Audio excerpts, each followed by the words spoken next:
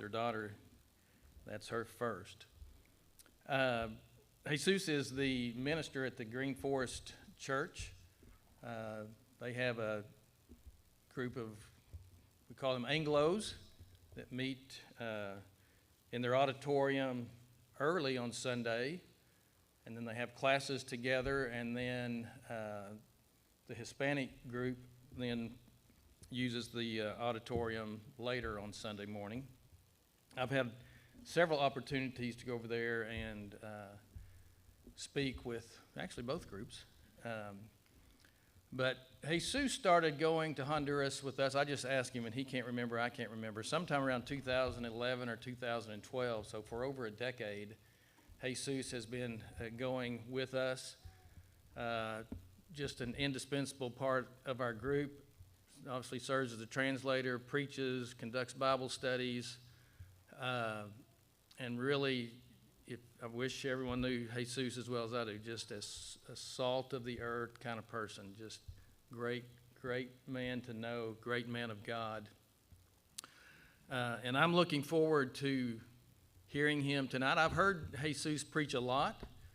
I haven't understood a lot of what Jesus has preached, so I'm really looking forward to hearing Jesus tonight and understanding every word. So Jesus, if you want to go ahead.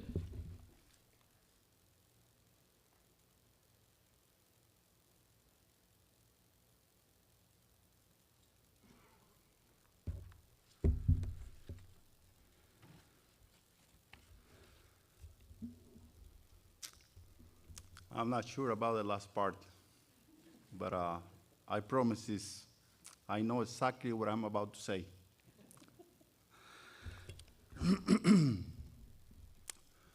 Thank you for inviting me and allowing me to be here. And also, we receive greetings from the church in Green Forest. And also, I want you to know that the church in Green Forest really appreciate your involvement. Be willing to help us in being part of the work over there. So we're so thankful. As we all know, we are just about to go back to Honduras, and they assigned me 2 topics, and I'm just planning to share one tonight. And one of the topics was, is a disciple has a heart for the lost. So I've been working on it, and I decided to go ahead and share it with you guys the short version. You want to hear the long version? You're welcome to come to Honduras. A disciple that has a heart for the lost. When we talk about discipleship, it's important that we understand that it is more than just learning. It is more than just following Jesus. It has to do with adapting our lives, to change our lives to his will, but also it has to do with be willing to share those things that we're learning. And learning is a daily process. I mean, every time we're learning something new, so there is always something that we can share with other people, and that's a great. But in order for us to be willing to share the gospel, we need to develop the heart for the lost.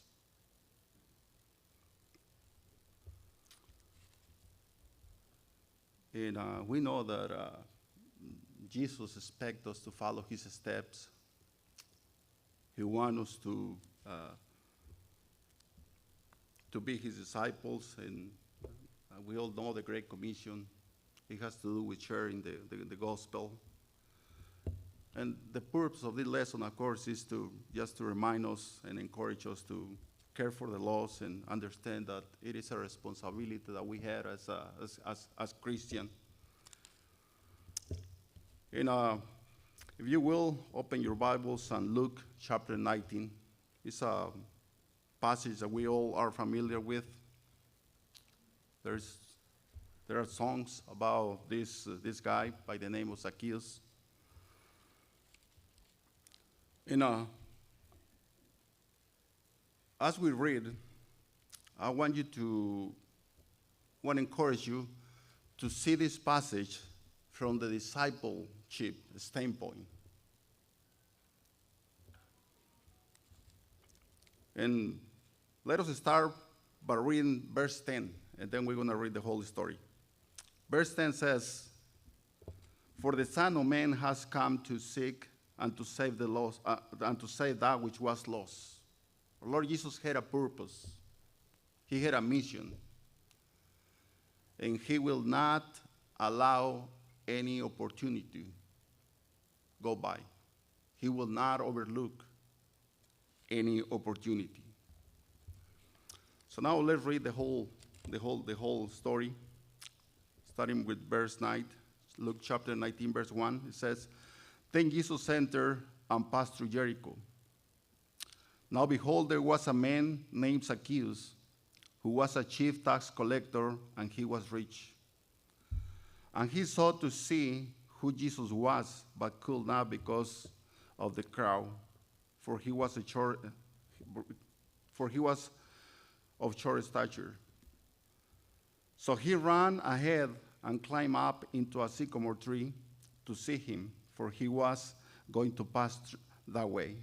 And when Jesus came to that place, he looked up and saw him and said to him, 'Zacchaeus, make haste and come down, for today I must stay in your house.'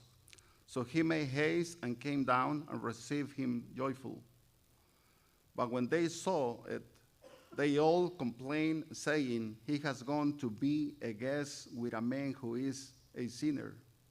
Then Zacchaeus stood and said to the Lord, 'Look, Lord, I gave half of my goods for the poor, and if I have taken anything from anyone by false accusation, I restore fourfold.' And Jesus said to him, 'Today salvation has come to this house, because he also is a son of Abraham. For the Son of Man has come to seek and to save that which was lost.'" Let's consider first who Zacchaeus was. And at least three things come out. The first thing that we can see about this person is that he was a successful person. He had made it. He climbed to the top. He had a good job. He worked for the government. He was a tax collector. But not only that, he was a chief tax collector. And that implied that he was a hardworking man. He was a capable person, that he was a responsible person. And because of those qualities, he was a wealthy person. And the reason that I bring this up is because, as we can see, we're not talking about a poor person. We're not talking about a sick person, or someone in the street begging for help. We're talking about someone who have made it, someone who have climbed to the top. We're talking about successful from the human standpoint. He was a successful person. And also, another thing that we can see about him is the fact that he was a very persistent person. He was someone who will not give up his goals easily. Probably that's the reason that he succeeded. We see a person who really wants to see Jesus, but he encountered at least two obstacles. One of them, too many people. And the other one was his stature. At this point, he had two options.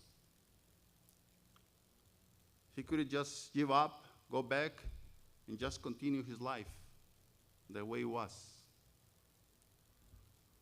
Or he could find an alternative, which he did. And his desire to know Jesus, to see Jesus, was so powerful that he didn't care about the obstacles. Can you imagine? I don't know how old he was. but like a child, he was running. Like a child, he just climbing a tree.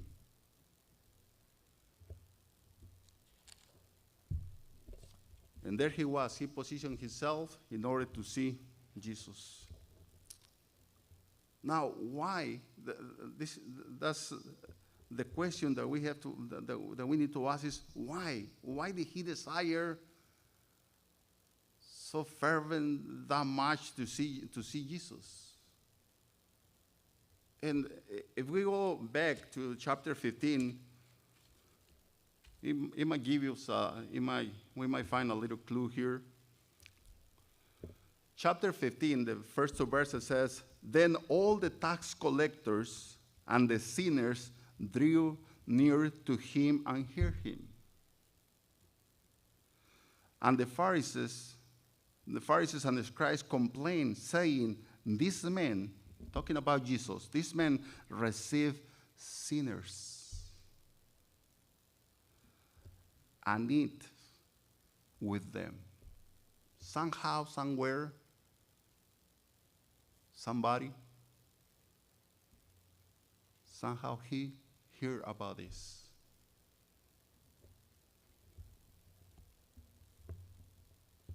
And it impacts his life, I believe. He heard that there was a guy by the name Jesus that was willing to get along with people like him. And it is clear that Zacchaeus must have a big need.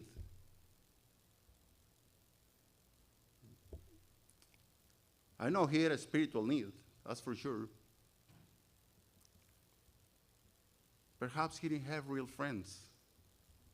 Perhaps he was lonely. Perhaps the people around him were there because of his position, because of his wealth. And that must be pretty sad. Here we see a man whose wallet was full, but his soul was empty. That's I believe it's a great lesson for us, because someone might be physically well, economically, he might be well. He might even appear to be happy.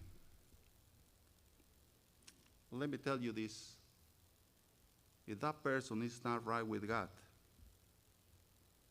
there is an emptiness.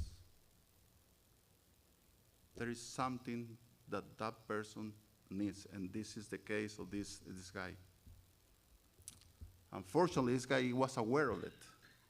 He was looking for a solution. And we see that he was a successful person. We know that he was a very persistent person.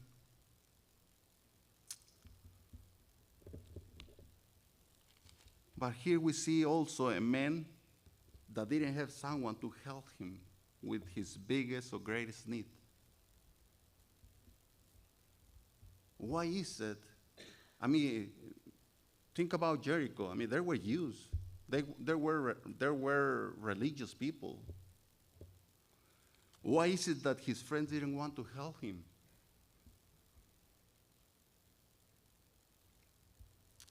And maybe it was because they didn't care. I mean, they were religious people, but they didn't care about his situation. They didn't care about his spiritual situation. And of course, I mean, if we remember what we read, I mean, they didn't like him because he was a sinner. And they didn't want sinners around them. Think about, when we read verse 3, it says, going back to, it says,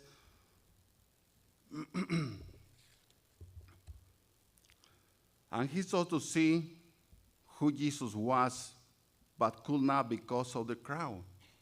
Think about the crowd. Do you think among those guys or those persons, were there people that knew him? I mean, he was a short man. If someone that is shorter than me is behind me, he cannot see, what do you think that I will do? Or what am I supposed, what, it's coming, it's coming. How am I supposed to react or to respond? You know, just come to the front. I mean, it's not going to affect me at all. I mean, he's shorter than me, so I still can see it. Why they didn't allow him? They didn't care. Now, like I say, and also he was a sinner.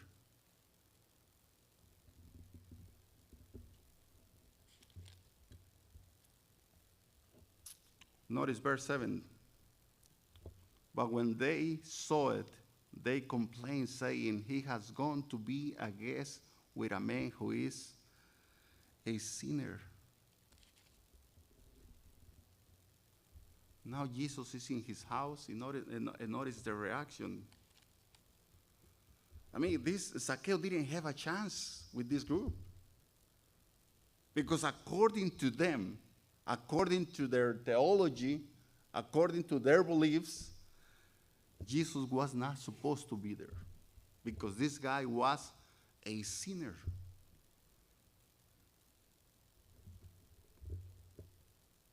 Remember, the lesson has to do with having a heart for the lost. And when you read passages like this, I mean, when I became a Christian, I was in that city, and I'm glad that the people over there didn't react the way that the people in Jericho did, because I wouldn't have a chance. I wouldn't have an opportunity.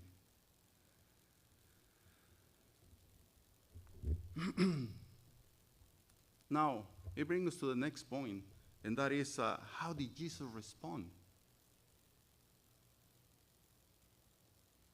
We know that we know that Zacchaeus was a successful person. We know that he was a persistent person. But unfortunately, we know that he didn't have anyone to help him. He had a need, and he was looking to fulfill that need, but he didn't have anybody to help him.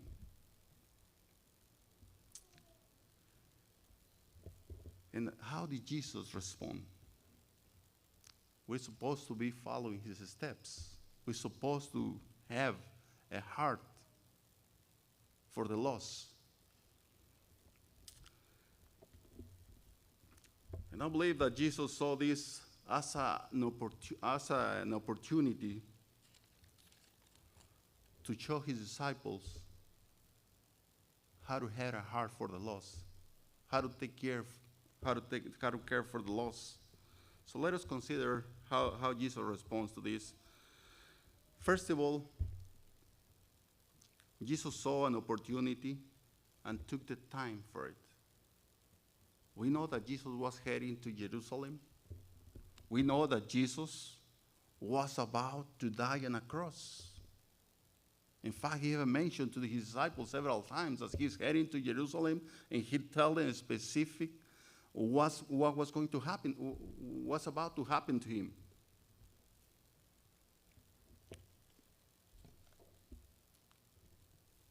And we know how Jesus struggled.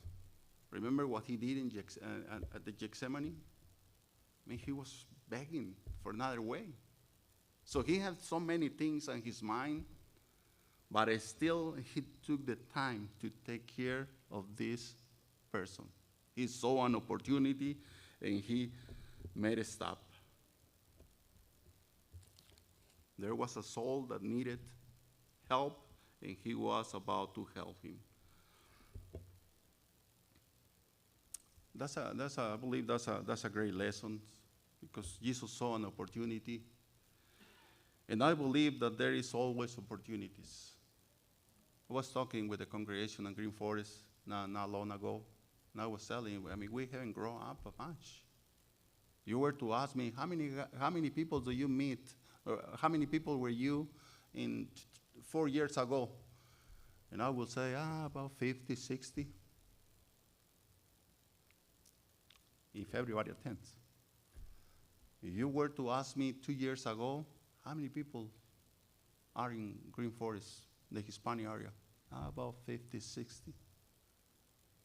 If you were to ask me today, how many people worship in the Hispanic congregation in Green Forest? Guess. About 50, 60. And I know we have the perfect excuse because, we have so many immigrants, and some of them don't have their whole family. Some of them are here temporarily, so they have to go back, et cetera, et cetera. But the reality is this: we're not growing. I mean, that's. And now, is it because there are not opportunities, or is it because sometimes we don't have the time for those opportunities? We supposed to have a heart for the lost. And that's what this lesson is about it. Jesus is heading to Jerusalem. He's busy. He has so many things in his mind, but still, he stopped.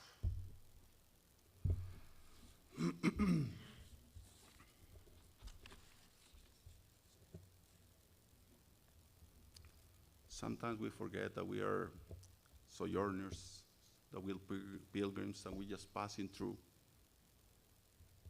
And sometimes we forget that the biggest possession that we have is our soul.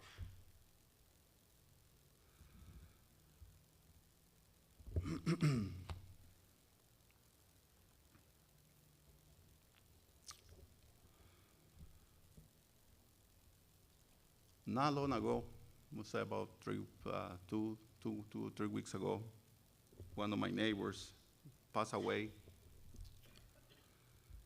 And his wife called me in the morning, and so we went to the funeral. And he was a hard-working man. And we got along pretty good. He liked to ride horses. I like to ride horses. He likes cows. I like cows, et cetera, et cetera. So we got along pretty good. But then I saw him in the casket. And for some reason, one passage just popped in my mind. And I would like to read it. And that's in Philippians chapter 3.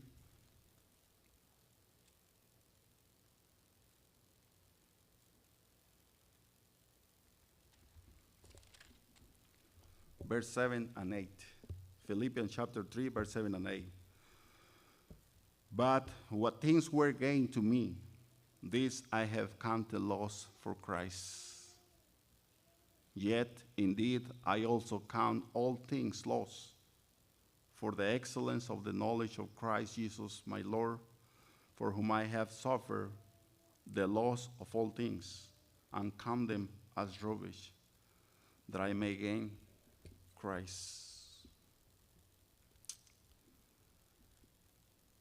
I mean, once you're in a casket, in the box where they put the dead people, once you're there, what's the rest? It's garbage, waste, it's junk. As I mentioned, Jesus knew exactly what his mission was, and he knew how important and how valuable is a soul, and he took the time. And as I mentioned, he knows exactly what's going to happen in Jerusalem, but still, he stopped. And going back to Luke chapter 19, look what it says in verse 5. And when Jesus came to the place, he looked up and saw him and said to him, Zacchaeus, make haste and come down, for today I must stay in your house. Here we have Jesus seeking sinners, and also we see a sinner seeking for Jesus, and now they're together. What a great lesson. As I mentioned, there will always be people that are seeking for Jesus, and our mission is to get to them before Satan does. Let me repeat it. There will always be people that are seeking for Jesus, and our mission is to get them before Satan does. I'm pretty sure we have heard this 1,000 times. There is only one truth. There is only one gospel. One church, one gospel, one truth. So we need to get them before Satan does.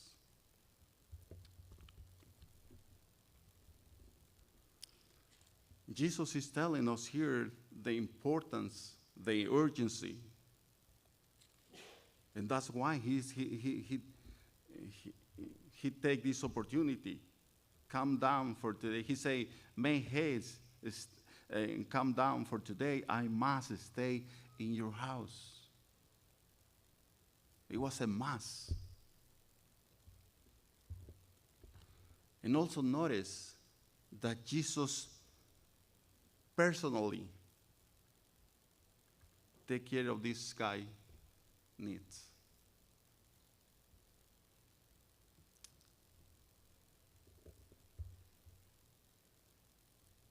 And in order for us to share the gospel, sometimes it takes us to get involved personally. Because we live in a world that seems like doesn't want to interact with people. But it is interesting because once you break the ice, once you start to talking, you find out that people really do like to talk.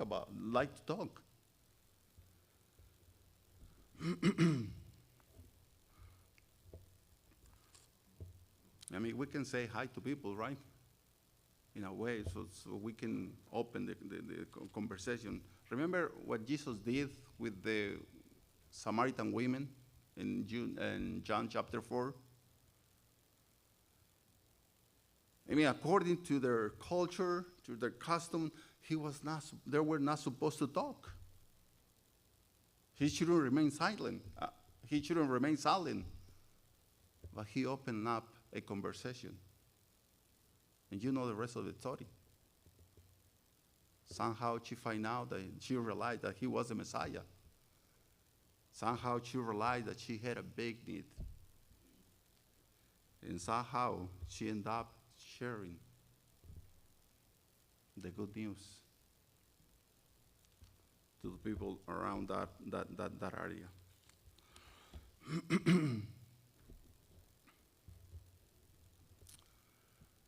Another lesson that we can see here is the fact that Jesus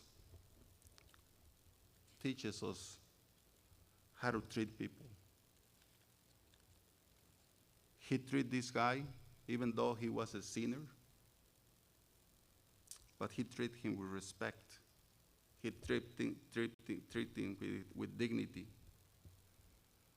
For Jesus, this guy, by the name of Zacchaeus, he was a valuable person.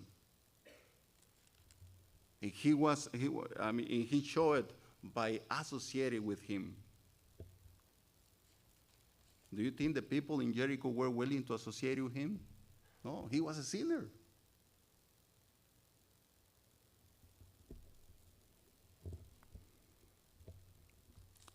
But as I say, Jesus treated him with love. Jesus treated him with respect. Jesus saw a man that needed salvation.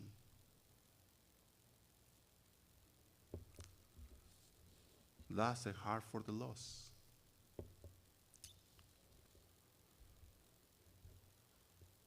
But now let's see how did Zacchaeus respond. And we can see that at least that he responded at least in two ways. Verse 6 says, and he received him joyfully. So how did Zacchaeus respond? We know how Jesus responded. Now, how did Zacchaeus respond? He responded with joy. The question is this: why did he respond in such a way? And it was because he found out that Jesus valued him. He realized that Jesus respected him. He realized that Jesus indeed was interested in him. Jesus made him feel like someone important. Jesus made him feel that he was a worthy person in the sight of God. And think about, why did Jesus go to the cross? It is because we're valuable, because we are important, because we are special to him. He don't care about what other people might think. He is scared about our salvation, and the fact that he went to the cross. It speaks volumes.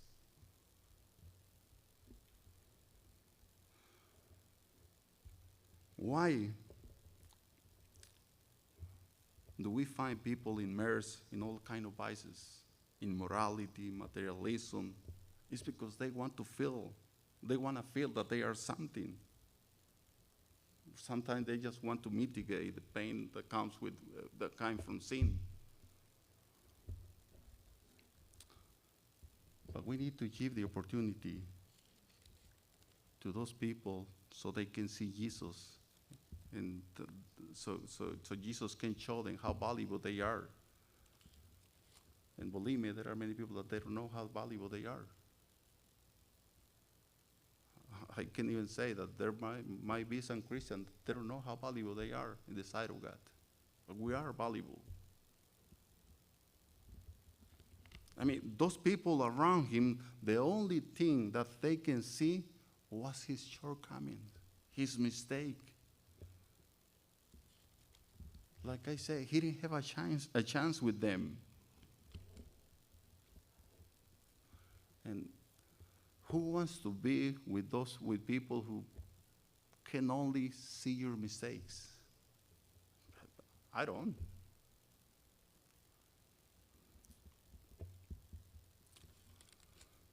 But this lesson tell us that how Jesus saw his virtues, and as I mentioned, he may make him feel loved, respect, valuable. And now we see how joyful he is in the presence of Christ.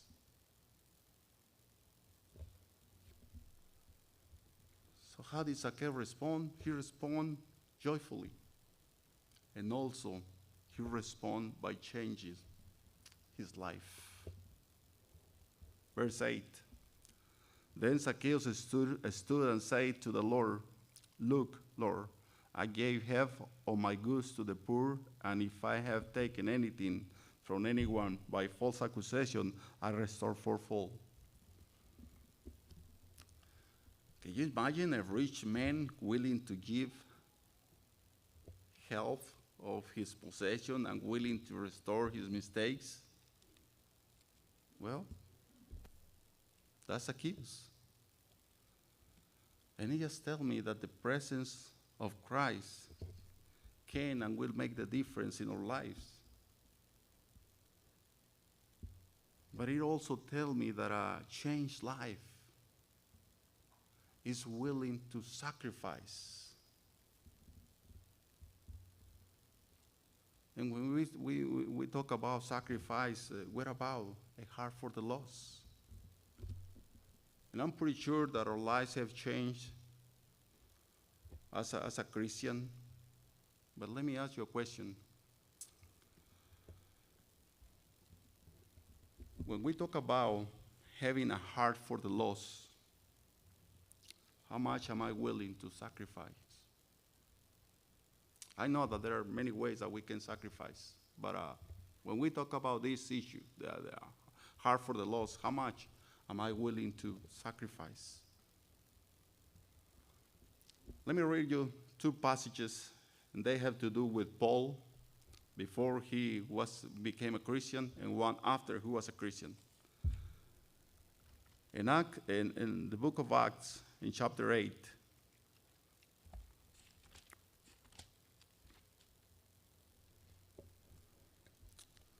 book of Acts, chapter 8, verse 3, let's read it. As for Saul, he made havoc of the church, entering every house and dragging off men and women, committing them to prison. That's Paul before he became a Christian. Now, let us go to chapter 9, And let's read verse 26. And when Saul had come to Jerusalem, he tried to join the disciples, but they were all afraid of him and did not believe that he was a disciple. When you put these two passages together, I mean, what do you see? We can see a man striving, trying to change his life. But what about the church? He was trying to find encouragement in the church, but they just turned their backs. You know why? Because all they can see was his past. All they can see was the mistakes that he did.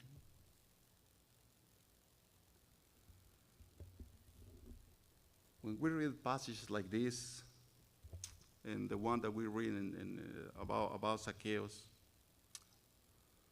we realize that sometimes we are very similar to the first century Christians. Because I believe that you're going to agree with me, but we don't like sin. I don't like sin. I mean, do you like the way that this world is heading? I don't like it. Do you like the immorality that we see in our world, in our society? Do you like the corruption? Do you like the crime, addiction, broken families? We don't like it. But here comes the question. What are we doing about it? I mean, they didn't like Zacchaeus because he was a sinner. What were they doing about it? Nothing.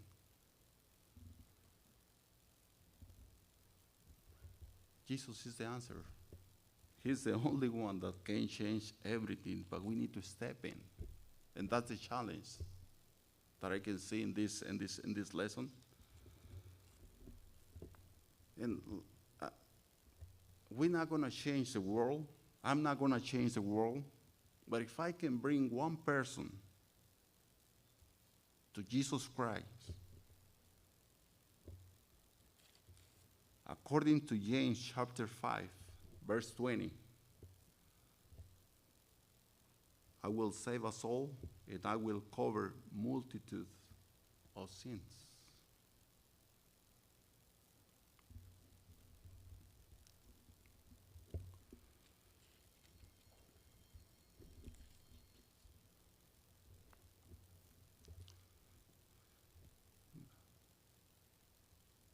I always try to encourage the people in Green Forest to pay attention to the visitors, and I'm pretty sure you guys do a pretty good job in this area, because when we had a visitor, I mean, most likely he needs salvation.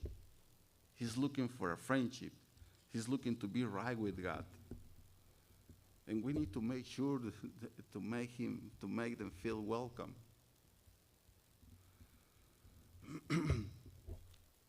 As a conclusion, this story tells us the kind of heart that we need to have for the lost, and it also tells us what it means to be a disciple of Christ. So let us learn from Jesus. Let us live accordingly. Let us strive to set up an example to those that we're sharing the gospel with. And I know that we all are busy. We all have things to do. But I know this. We can talk about different subjects. We can talk about politics. We can talk about sports. We can talk about work. We can talk about family.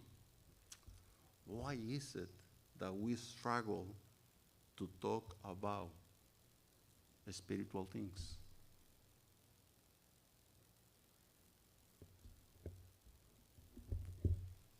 I know that we're going to have a song invitation in